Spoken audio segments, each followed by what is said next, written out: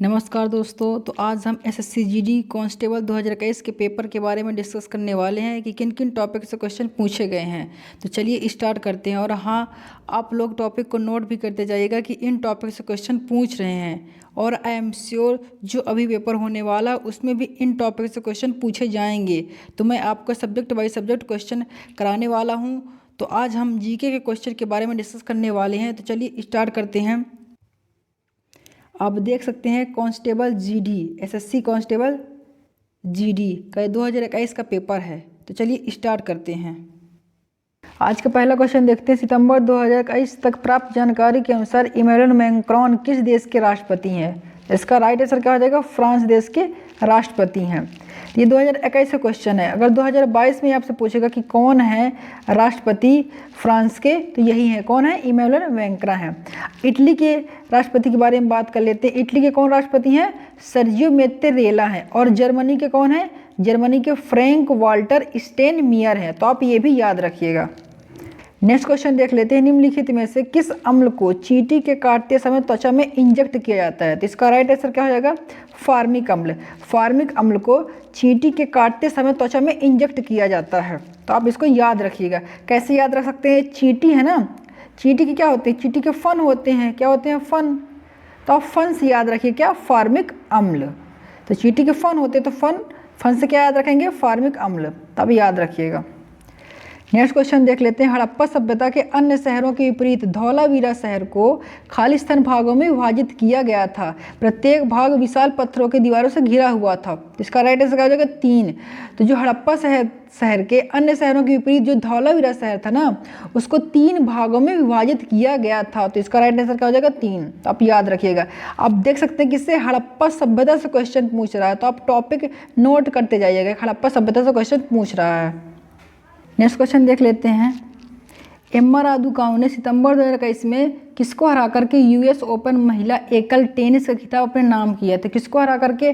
लेला फर्नांडिस को हरा करके यूएस ओपन महिला का खिताब अपने नाम किया। तो ये 2021 का क्वेश्चन है। लेकिन अभी आपसे 2022 में पूछ लेगा कि 2022 में कौन है यूएस ओपन की विजेता? कौन है? तो ईगा स्वीटेक हैं। कौन है?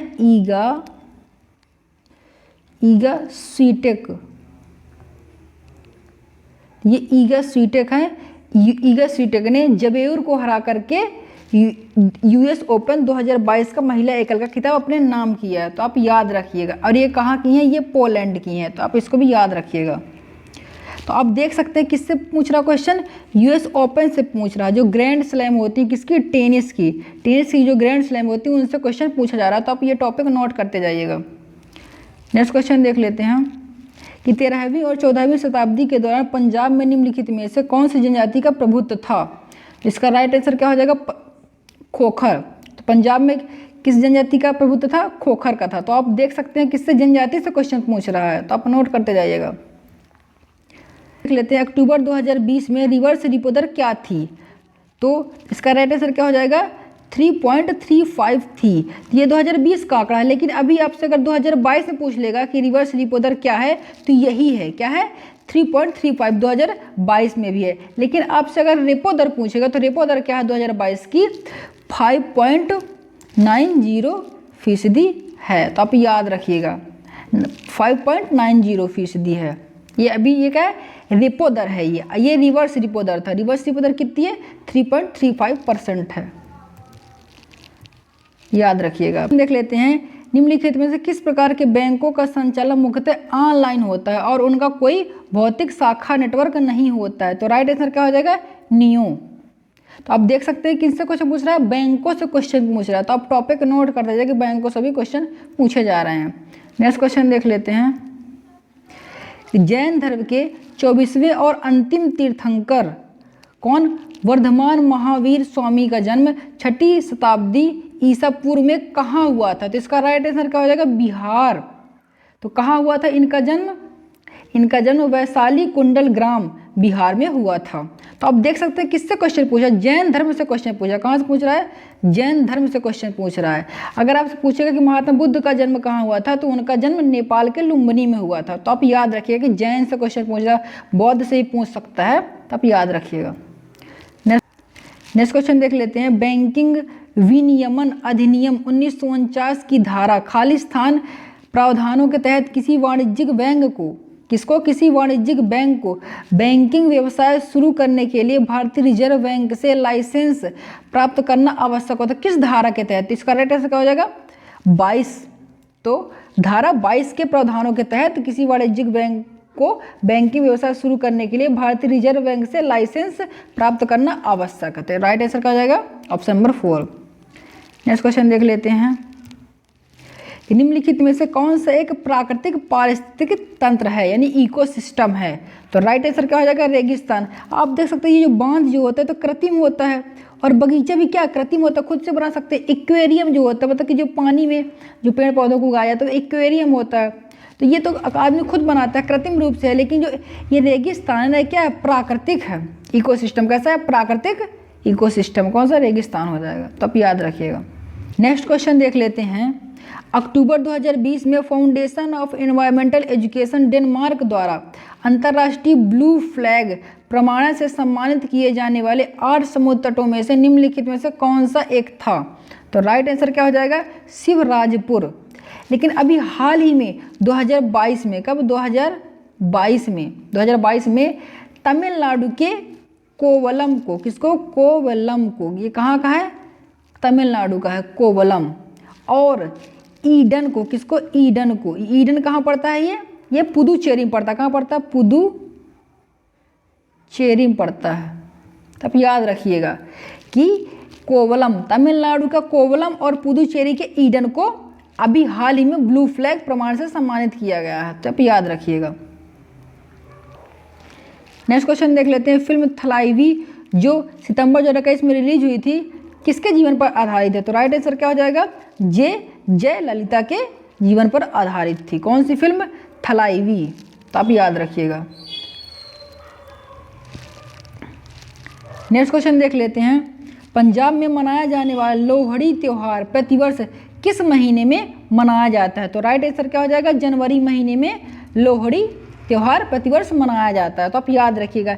अब देख सकते हैं किन किन टॉपिक से क्वेश्चन पूछे जा रहे हैं, या भी मतलब राज्यों के क्या त्योहारों से क्वेश्चन पूछे जा रहे हैं कि कौन सा त्यौहार किस राज्य में मनाया जाता है। तो आप याद रखिएगा कि क्वेश्चन देख लेते हैं, स्वस्थ वायु स्वस्थ ग्रह, हेल्दी एयर हेल्दी प्लानेट 2021 मतलब किसकी विषय वस्तु थी, यानी किसकी थीम थी? तो किसकी थीम थी? नीले आसमान के लिए स्वच्छ हवा के अंतर्राष्ट्रीय दिवस की क्या थी? थीम थी 2021 की। लेकिन आपसे अगर 2022 में पूछेगा कि इसकी थीम क्या है, 2022 में इसकी थीम क्या है? We share. क्या है? द एयर, क्या हो जाएगा? The air we share. तो आप याद रखिए क्या इसकी थीम है? 2022 की थीम है। कौन सी थीम है? द एयर वी शेयर हो जाएगा, ये थीम है। तो आप याद रखिएगा इसको।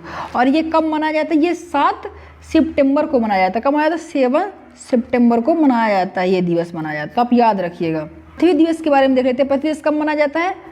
22 अप्रैल को मनाया जाता है। और इसकी थीम क्या थी 2022 की? इन्वेस्ट इन आवर अर्थ, मतलब हमारी पृथ्वी में निवेश करें। तो आप ये भी याद रखिएगा। और विश्व पर्यावरण दिवस के बारे में देख लेते हैं। ये कब मनाया जाता है? ये 5 जून को मनाया जाता है। और इसकी 2022 की थीम क्या है? ओनली वन अर्थ, केवल एक पृथ्वी। तो आप ये भी याद रखिएगा। और विश्व ओजोन दिवस कब मनाया जाता है? ये 16 सितंबर को मनाया जाता है। और इसकी थीम क्या है 2022 की? Global cooperation protecting life on earth. तो आप ये भी याद रखिएगा। नेक्स्ट क्वेश्चन देख लेते हैं, निम्नलिखित में से किस दिन को international day to end impunity for crime against journalist के रूप में मनाया जाता है? कब मनाया जाता है? 2 नवंबर को मनाया जाता है। तो आप याद रखिएगा कि आप देख सकते हैं इंपॉर्टेंट डेज से क्वेश्चन पूछ रहा है, आप याद रखिएगा। नेक्स्ट क्वेश्चन देखते हैं, निम्नलिखित में से कौन सा एक फूल का भाग है? तो इसका राइट आंसर क्या हो जाएगा? स्त्री केसर। स्त्री केसर जो है फूल का क्या भाग है? शिरा विन्यास नहीं है, शिराएं तो शरीर में होती हैं, ये मध्य शिरा ये भी नहीं है। क्या हो जाएगा? स्त्री केसर हो जाएगा। तब याद रखें किससे ये क्या है, किस टॉपिक से क्वेश्चन? ये बायोलॉजी का क्वेश्चन। किसका है? बायोलॉजी का क्वेश्चन। तो आप याद रखिए कि बायोलॉजी से क्वेश्चन पूछ रहा है। नेक्स्ट क्वेश्चन देख लेते हैं, कुव्वत उल इस्लाम मस्जिद कहाँ स्थित है? कौन सी कुव्वत उल इस्लाम मस्जिद कहाँ स्थित है? कहाँ स्थित है? दिल्ली में स्थित है। आप देख सकते हैं मस्जिद से क्वेश्चन पूछ रहा है कि कुव्वत उल इस्लाम मस्जिद कहाँ स्थित है? कहाँ? दिल्ली में स्थित है, तो आप याद रखिएगा। नेक्स्ट क्वेश्चन देख लेते हैं। निम्नलिखित में से कौन सी मृदा संरक्षण की एक विधि नहीं है? क्या पूछा है? निम्नलिखित में से कौन सी मृदा संरक्षण की एक विधि नहीं है? तो इसका राइट आंसर क्या हो जाएगा? Over grazing. ओवर ग्रेजिंग जो है एक मृदा संरक्षण की विधि नहीं है। शेल्टर बेल्ट है, इंटरक्रॉपिंग है, रॉक डैम है, लेकिन ये नहीं है, तो आप याद रखिएगा। एशियाई फुटबॉल कप 2019 की मेजबानी किस देश ने की थी? कब 2019 में किसने की थी? संयुक्त अरब अमीरात ने की थी, यूएई ने की थी। लेकिन अभी आपसे अगर पूछ लेगा कि 2023 में इसकी मेजबानी कौन करेगा, तो कौन करेगा? कतर करेगा, तो आप याद रखिएगा। एशियाई फुटबॉल कप 2023 की मेजबानी कौन करेगा? कतर करेगा, तो आप याद रखिएगा। नेक्स्ट क्वेश्चन देख लेते हैं। निम्नलिखित में से कौन सा शहर विजयनगर के मध्यकालीन हिंदू राज्य से संबंधित अपने खंडहरों के लिए प्रसिद्ध है और इसे विश्व विरासत स्थल घोषित किया गया है? तो इसका राइट आंसर क्या हो जाएगा? हम्पी। हम्पी हो जाएगा। ये कहाँ पड़ता है? कर्नाटक पड़ता है, आप याद रखिएगा। ये हिस्ट्री के क्वेश्चन है। नेक्स्ट क्वेश्चन देख लेते हैं। भारतीय दंड संहिता की कौन सी धारा महिला की सहमति के बिना गर्भपात करने के अपराध से संबंधित है? तो राइट आंसर क्या हो जाएगा? धारा 313। धारा 313 जो है ये महिला की सहमति के बिना गर्भपात करने के अपराध से संबंधित है, तो आप याद रखिएगा। नेक्स्ट क्वेश्चन देख लेते हैं। टेस्ट क्रिकेट में 13 शतक बनाने वाले पहले भारतीय बल्लेबाज कौन थे? तो इसका राइट आंसर क्या हो जाएगा? वीरेंद्र सहवाग। वीरेंद्र सहवाग कौन थे? टेस्ट क्रिकेट में 13 शतक बनाने वाले पहले भारतीय बल्लेबाज थे, तो अब याद रखिएगा। देख सकते हैं क्रिकेट से भी क्वेश्चन पूछा जा रहा है। नेक्स्ट क्वेश्चन देख लेते हैं। निम्नलिखित में से क्या बैरन द्वीप की एक अनूठी विशेषता है? तो राइट आंसर क्या हो जाएगा? यह भारत का एकमात्र सक्रिय ज्वालामुखी है और ये कहाँ पड़ता है? ये अंडमान निकोबार द्वीप समूह में पड़ता है। ये एक प्रकार कैसा है? ये एक सक्रिय ज्वालामुखी, तब याद रखिएगा।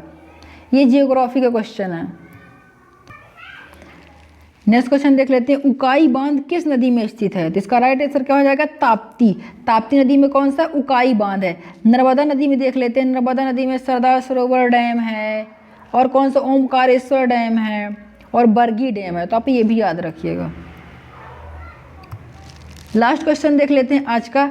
अक्टूबर 2020 तक के आंकड़ों के अनुसार भारत सरकार ने खालिस्तान अनाजों के लिए न्यूनतम समर्थन मूल्य यानी एमएसपी तय किया है, तो इसका राइट आंसर क्या हो जाएगा? 7 अनाजों के लिए न्यूनतम समर्थन मूल्य एमएसपी तय किया है, तो आप याद रखिएगा इसको। कि वीडियो का समापन यहीं करते हैं। जय हिंद। यदि आपको ये वीडियो अच्छा लगा है तो प्लीज़ वीडियो को लाइक करें, वीडियो को शेयर करें और चैनल को सब्सक्राइब करें। जय हिंद।